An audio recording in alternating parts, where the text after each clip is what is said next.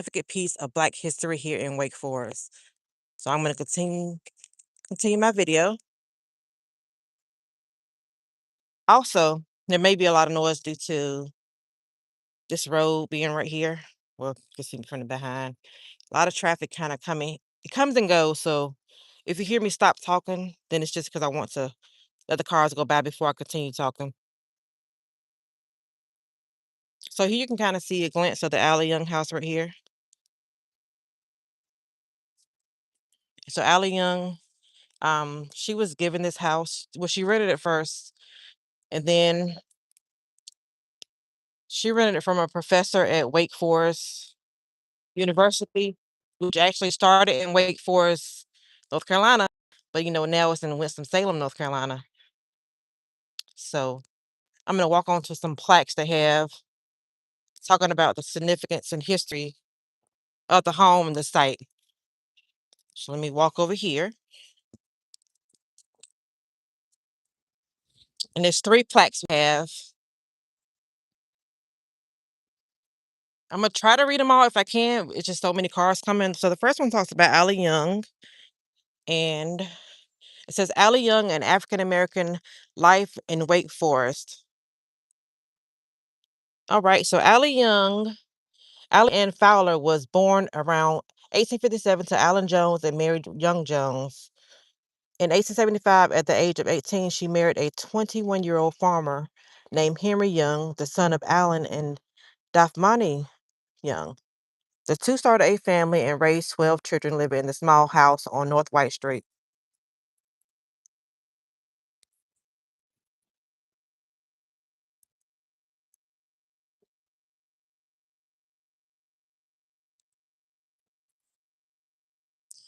So the house on North White Street was historically known as Simmons Row. The small row of houses, which are no longer standing in front of the alley house, were built by a Wake Forest College professor.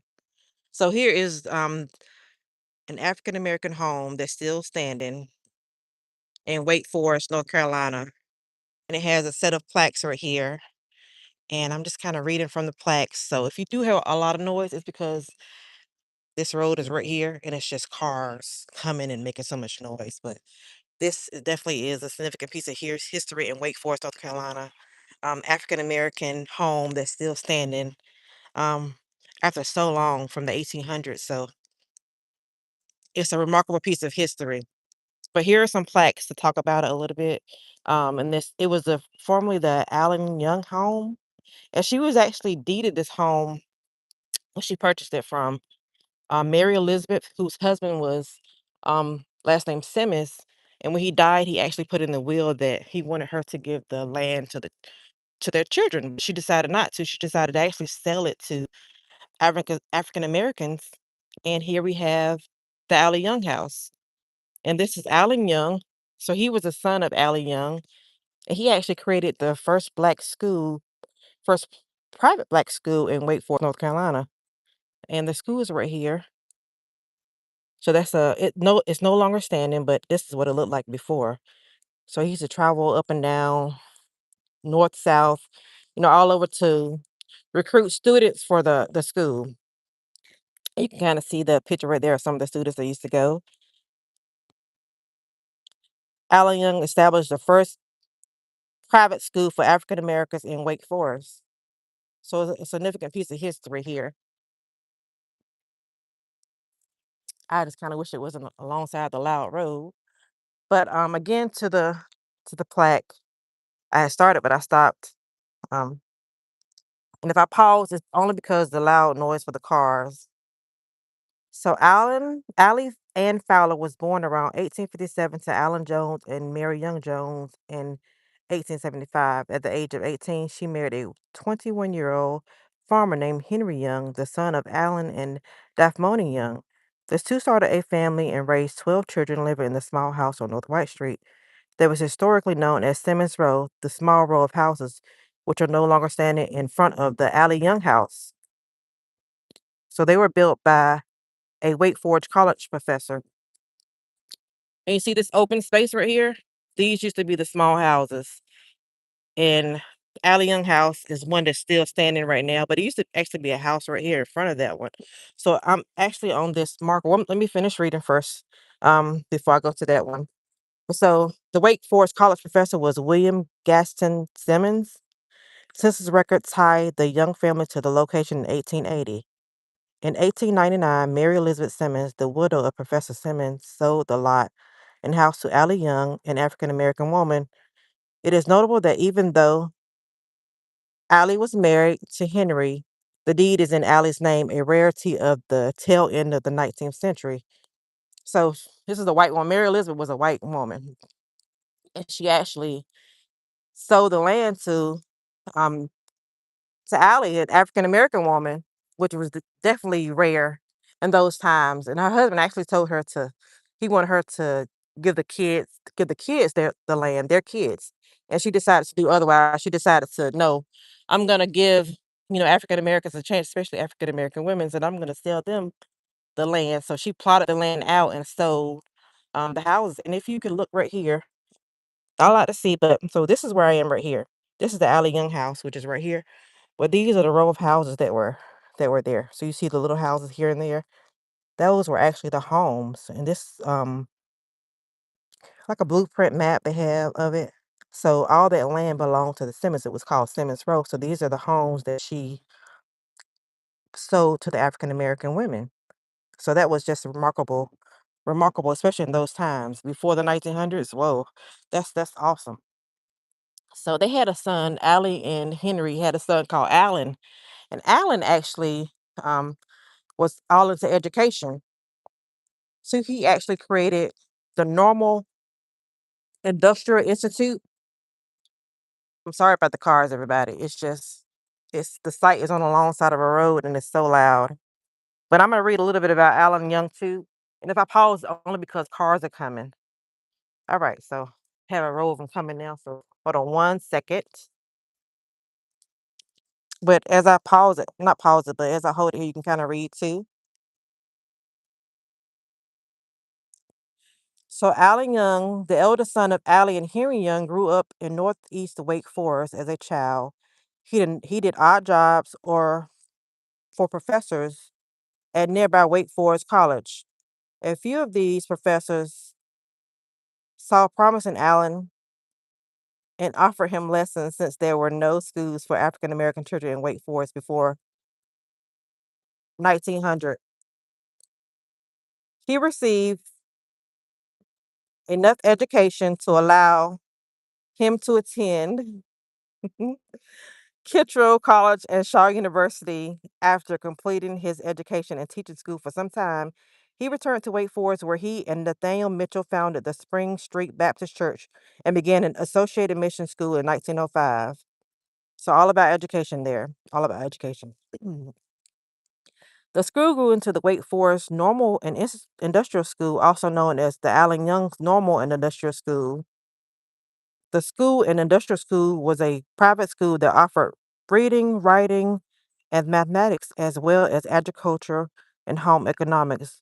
This type of education has been not been available in the African American community in Wake Forest before that time. At its height, there were over 200 students and 30 teachers. The school closed in 1957, the same year that Allen Young died at the age of 82. So that's a little bit about the school. Ooh, excuse me. It's just so loud out here because of cars. But again, this is the Allen Young established the first private school for African American children in Wake Forest. And if you look closely, you can see a picture of some of the children. One of the pictures that they have right now, anyway. And this was the school right here, Wake Forest Normal Industrial School, um, a private school for for African Americans at that time that was very rare. There's another plaque out here talking about the agriculture of the site and this the home right here. So that's a plaque right there. But it talks a little bit about the agriculture of the site. Again, this is the first. It's a private school for African Americans in Wake Forest, North Carolina.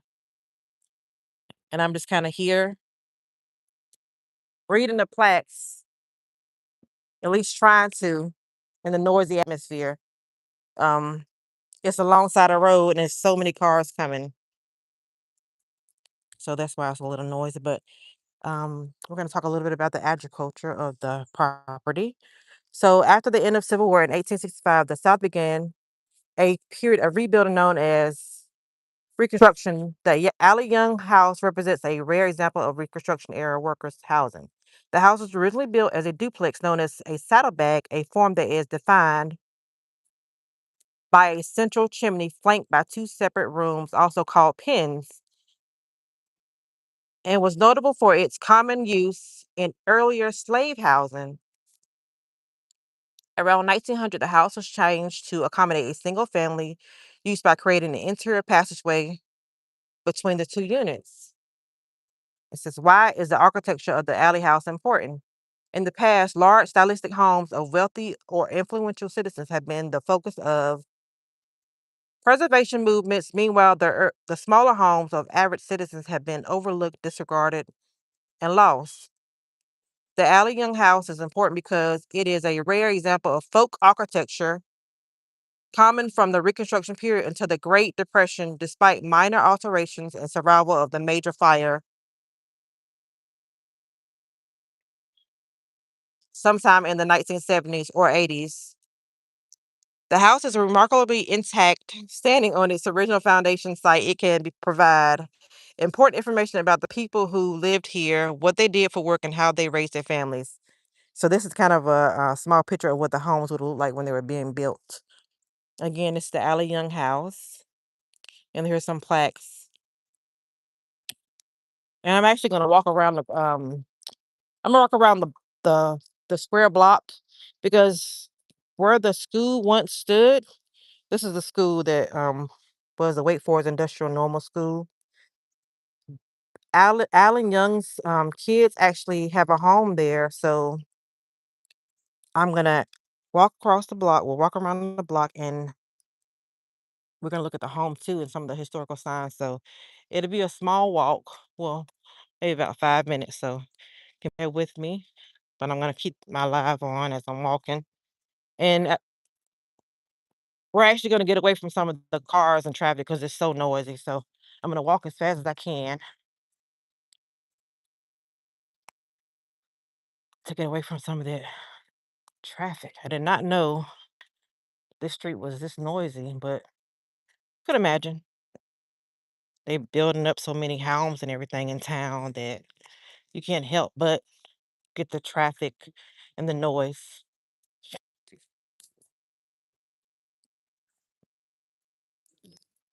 This is actually a nice little walk. Not too bad, but I'm gonna get off on that main street in a moment.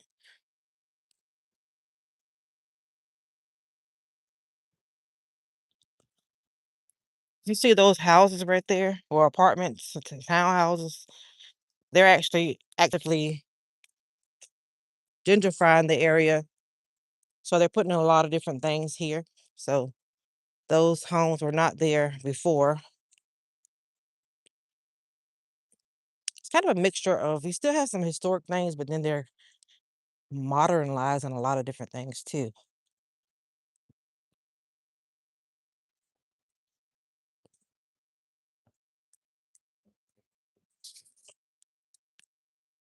I'll turn this corner in a moment.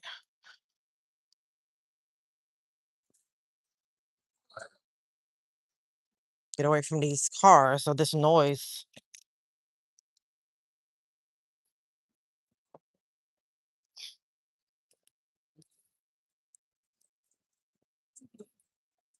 All right. Significantly turn the corner. So I'm on the way to the Alley Young, well, Alley Young's son, Allen Young.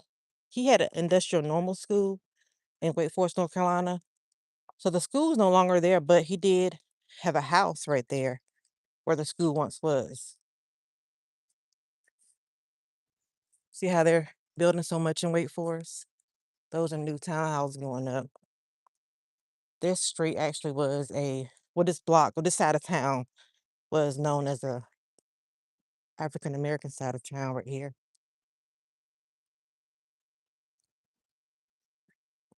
a little walk.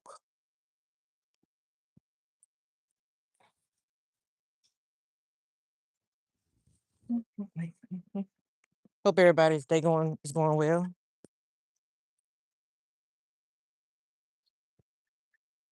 All right. It's a beautiful day in Wake Forest. Almost there.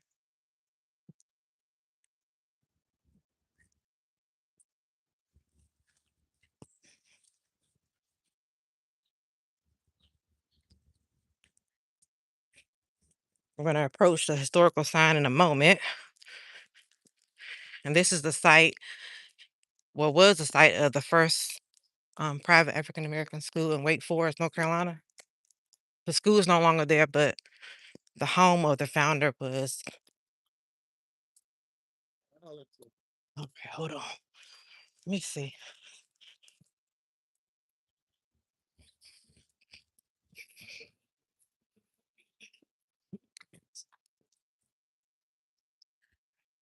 If anybody's curious, I'm in Wake Forest, North Carolina, and this is known as the African American side of town. Nice, quiet neighborhood, though. Love it. So quiet over here.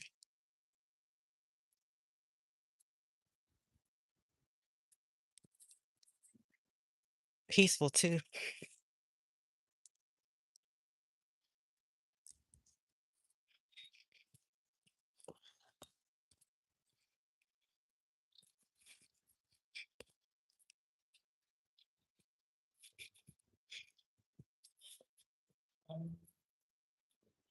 All right, everybody. So we're going to, here's a sign right here.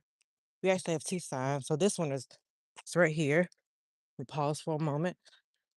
We'll get close so I can read it.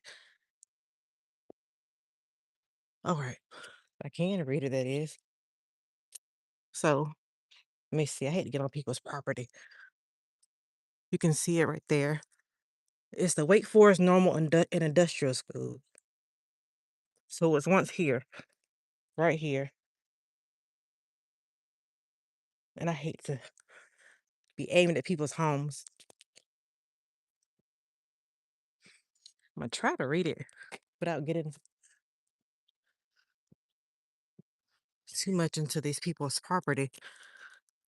Let me see. In 1905, a Presbyterian mission school was founded. The school grew, and one of the founders, Allen Young, 1875, no, sorry, is it 75? 1957, established the Wake Forest Normal and Industrial Institute, the first private school for African American children in Wake Forest. The campus included several buildings on this block, bounded by East Spring Street, North Taylor Street, and East Pine Street. In its prime, there were over 300 students and a dozen teachers. Allen Young, 1975 1957, operated the Wake Forest Normal and Industrial School until 1957, the year of his death. So it closed when he died. So he was keeping it alive and keeping it open. I don't know if that's because when he died, um, nobody wanted to put in the work to keep it alive and open. I'm not sure, but this is the site of the school right here. And upcoming next is his home. It's another plaque up here in a moment. I'm gonna walk slowly to that one. The bush right there is covering it. His he of course he doesn't live there anymore because he's passed, but he still has family that lives there, and he actually had two daughters that lived there, and no, they died, and then it still is in family's hands. So quiet. Hear the quietness. Okay.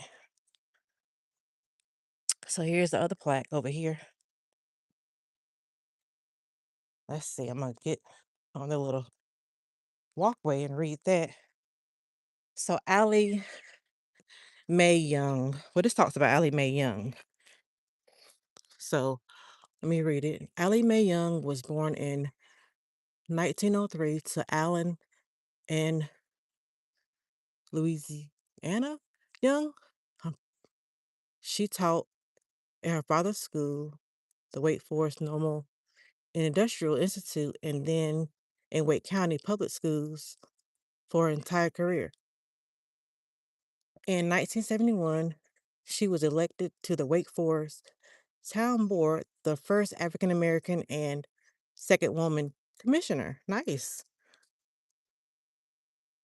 She was reelected in 1975 and named Citizen of the Year in 1976. Mm. She and her sister, Maud, 1901 through 1981, a librarian at the Richard B. Harrison Library in Raleigh from 1941 through 1968, built their house at the site of the school their father built. They lived at this location until their deaths. So they stayed here at the home. I'm going to do a quick glance because the family still lives there. That's where they stayed at the home. So that's remarkable, keeping the legacy alive and actually having um the property, through and through. So that's awesome. I'm just gonna keep walking. There is an African American cemetery as well in this area, and I believe Allen Young is buried here. I don't know about Allen Young, but I believe Allen Young is. And this is North Taylor Street and East Spring Street. So these are those streets. And I'm in Wake Forest, North Carolina. So I'm gonna keep going down because we have the cemetery right there.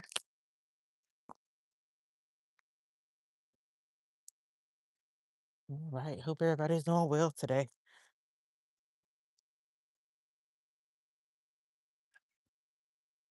Did you hear how quiet it is? The birds are chirping. So beautiful.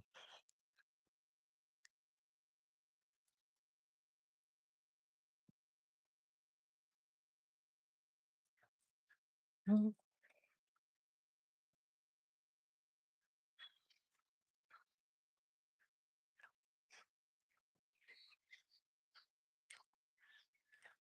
So we were visiting the Allie Young house, and then the site of her son, Allen Young, his privately owned school for African American children back in the early 1900s that he had.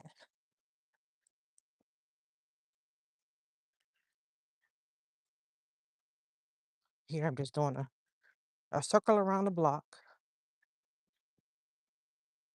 and I'm in Wake Forest, North Carolina.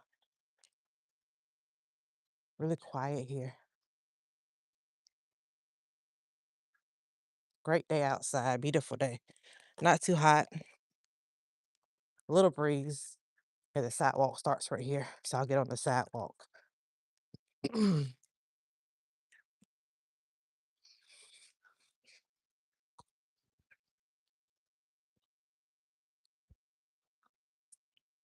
Okay.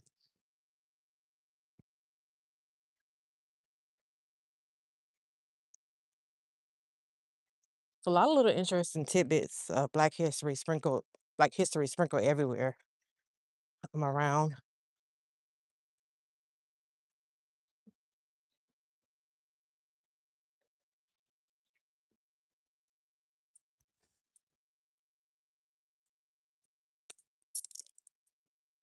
All right. Quiet.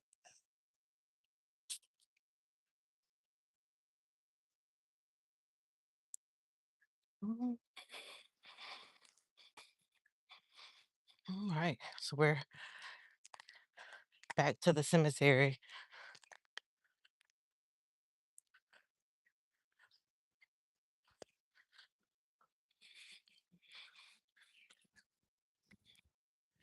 So this cemetery on this side where I am, where the African Americans, and they used to have a wall that split the two sides.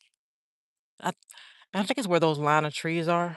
If you can see them, it was a little wall, but they tore it down. So the Americans used to be on one side, and then all others on the other side. This in Wake Forest, North Carolina.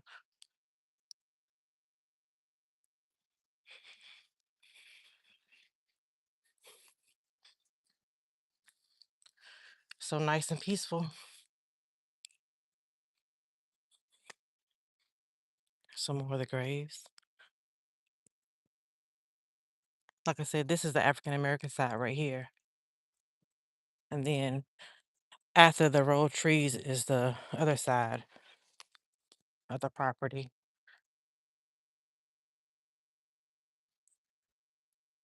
So it's really nice. And then over here on that side is the African American burials right there. Um, so it was a larger, a lot more land for them too on this side of the road.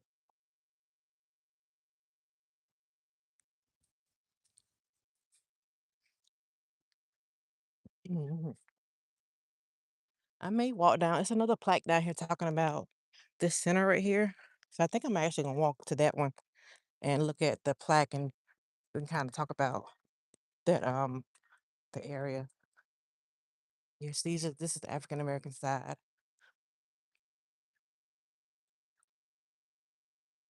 They used to do little tours. I don't know if they do it anymore, but they still have that sign up. So hopefully they still do tours because of that sign.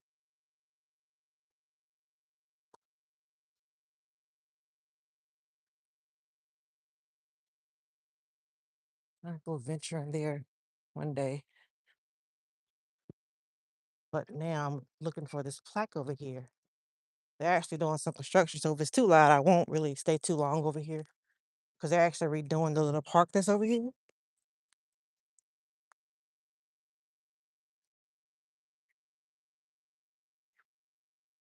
But let's see.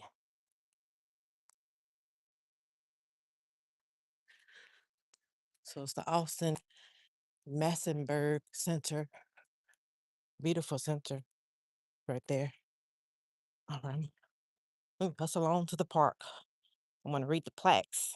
So let me hustle on to them. So there, you see how they're rebuilding this park? It used to be like a spray park, but look at what they're doing. They're adding more stuff to it.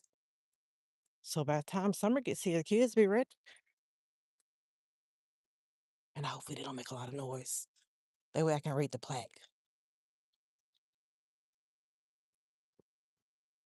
So what are they doing? It says, oh, Taylor Street Playground. So they have some new playground features. But here's a plaque over here. Let me get on the sidewalk. Read that. Very interesting. So three plaques. So they started making some noise, everybody. So we'll go and I'll try to read this a little louder. So a place to play. So swimming pool, 1950, 1993. In 1950, the town opened Taylor Street Pool at the corner of North Taylor and East Jupiter Streets. This pool served the Northeast community for many years and was center of activity during the summer. Here's a train. The pool was closed in 1993 and filled in the following year. And here's about the center. So 1986 until today.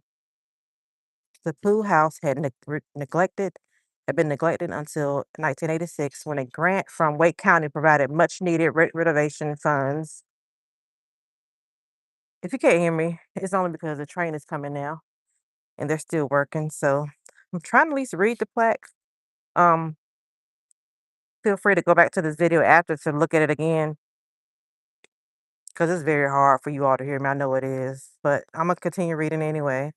The building was rededicated and and named the Austin Massenburg Center in honor of two of the community's longtime residents, Ed Austin and George Massenburg.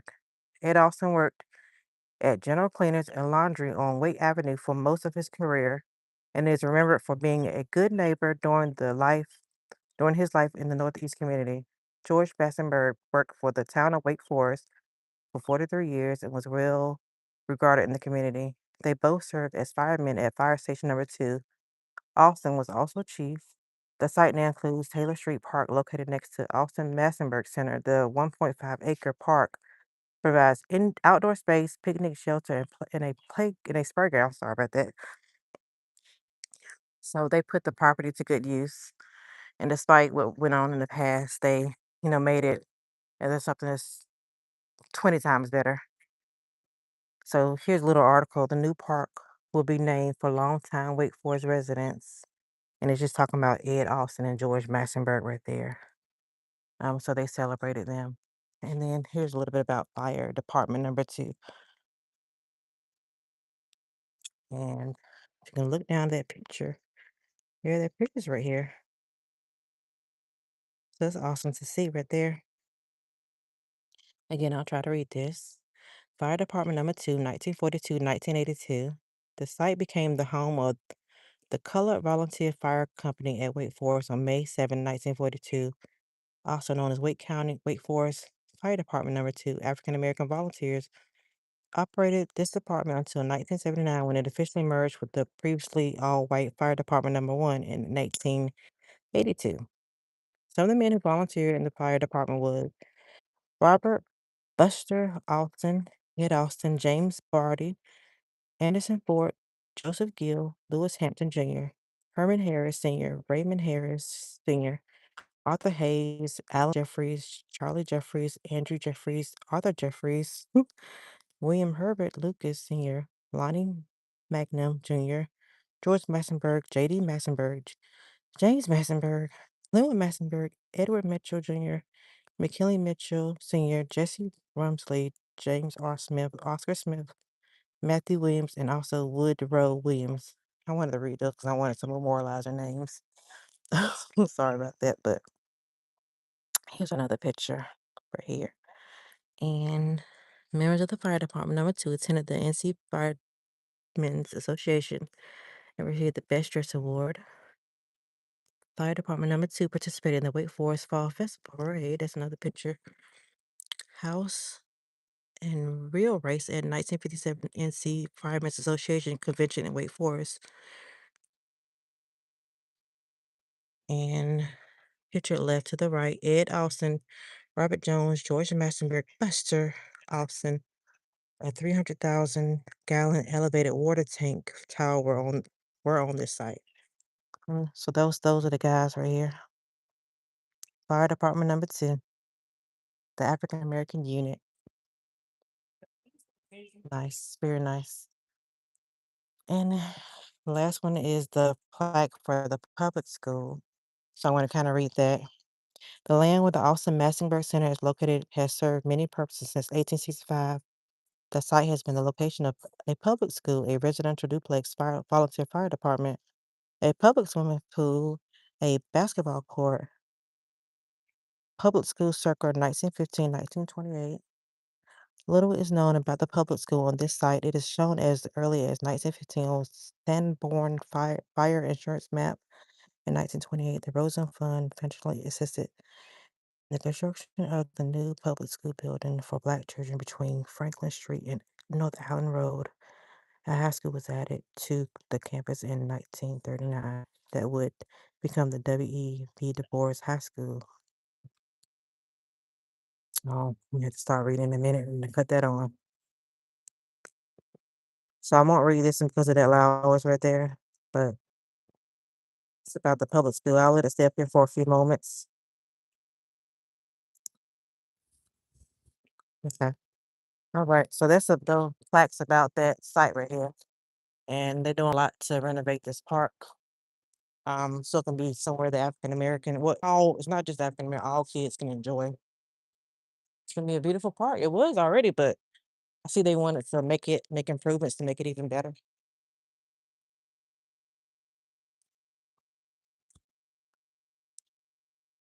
And here's a little bit more about what they're doing. So they're going to feature a ramp playground structure that offer ease of access for people, climbers, ladders, seating and shaded areas, tunnels, pour and place surface. So they're going to do a lot right there.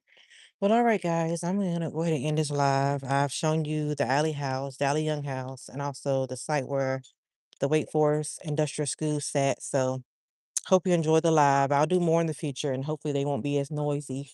But thank you so much for watching, and just have a great day.